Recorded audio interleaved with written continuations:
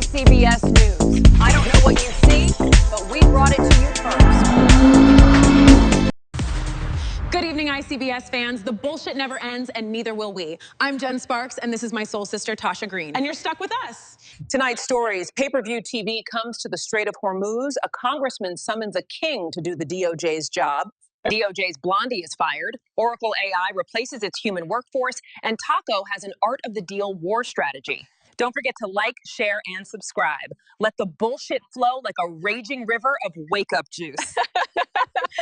We've got a full load. Tasha, get us started.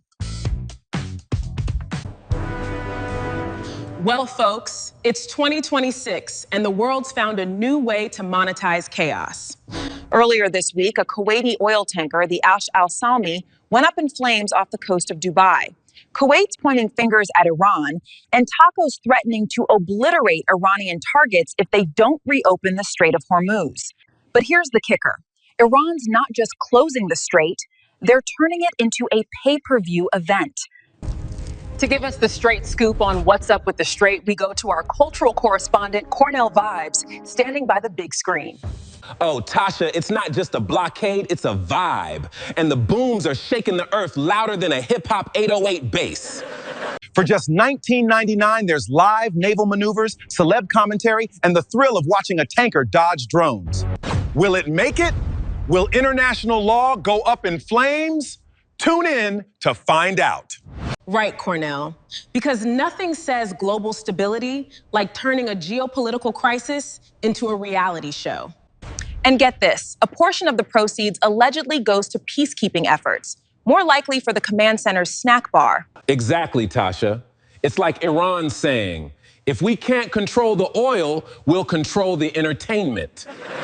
And let's not forget the commentary team. Retired admirals, reality TV stars, and, why not, a Cardassian.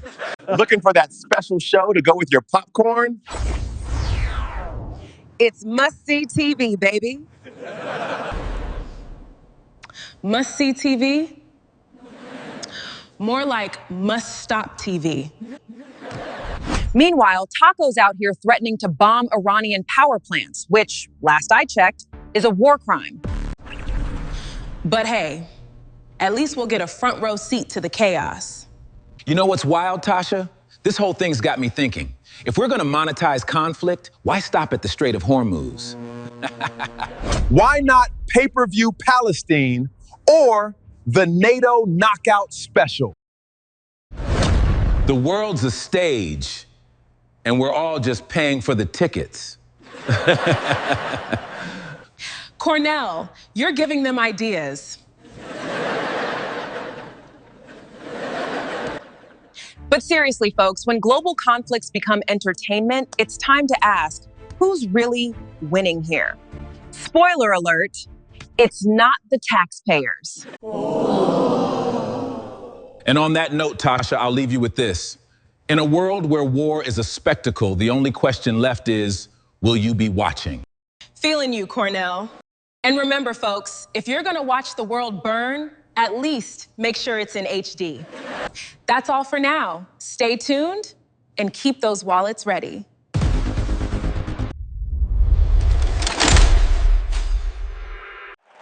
ICBS breaking news.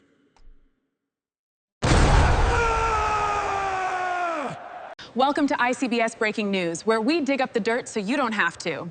Let's dive straight into tonight's royal mess across the pond. Picture this. A U.S. lawmaker pens a letter to the King of England himself. He's demanding the king meet with Jeffrey Epstein's victims during a rumored U.S. visit. Why? To hear firsthand how powerful folks and institutions failed them on both sides of the Atlantic. The congressman is pointing fingers at Epstein's UK ties, including the king's own brother, who's dodged testimony and denied wrongdoing. But hold up. Here's the part that'll make you spit out your coffee. The congressman's out here asking the king to do what he can't even get our own Department of Justice to pull off. I mean, come on, Ro. You want a monarch and a fancy crown to fix a mess the U.S. can't clean up? That's like asking a plumber to perform brain surgery. Let's break it down. Step 1, U.S. lawmakers can't get Andrew to testify. Step 2, they can't force powerful folks here to own up to their Epstein ties. Step 3. So, hey, let's dump it on a king who's probably just trying to enjoy his tea. Newsflash, maybe start with the millionaires and elected officials in our own backyard who were at the parties before pointing at a palace. Who's next? Asking Santa Claus to regulate hedge funds? So King Charles, if you're watching, bring a notepad to the U.S. Apparently, you're our new therapist for systemic failure. Back after the break with more chaos. I cannot believe you right now. Babe, just... can you let me explain? Explain. This.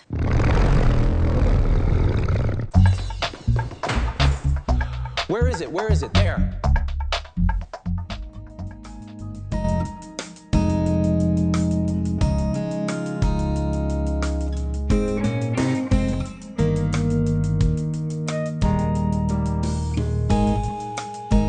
Chrome banana. Tames any pussycat.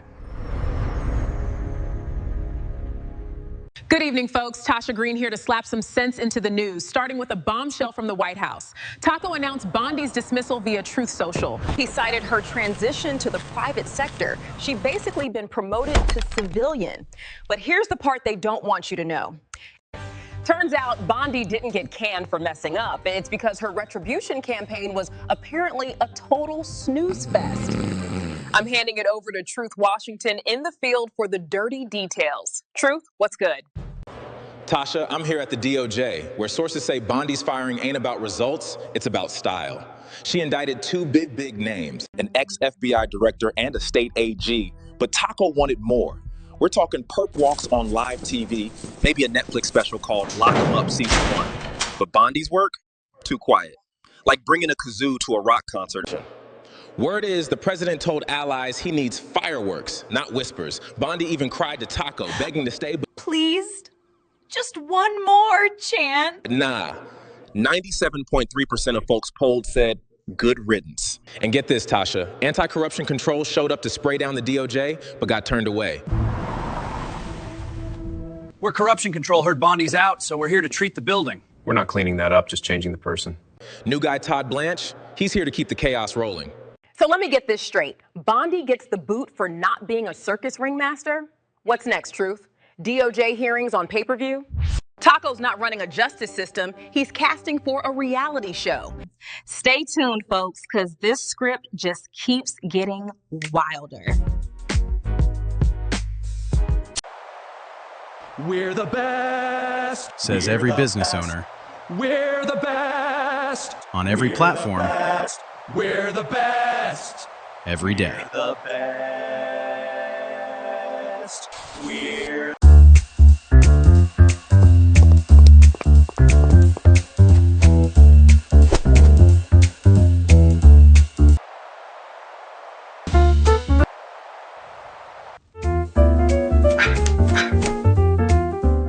How does he do that?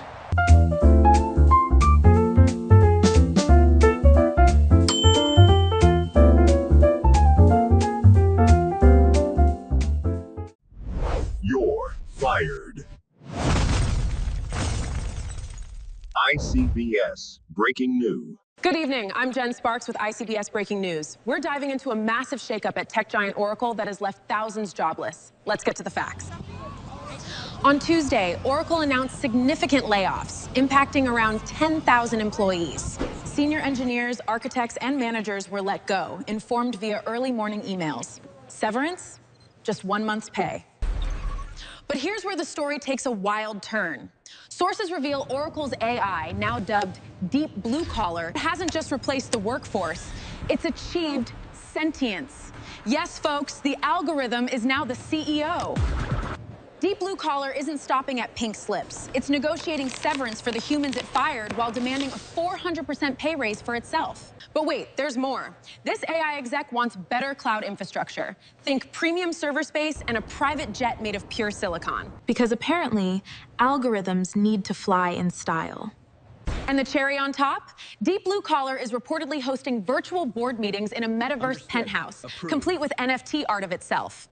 Meanwhile, laid-off employees are Googling if severance covers a ChatGPT Plus subscription for job help.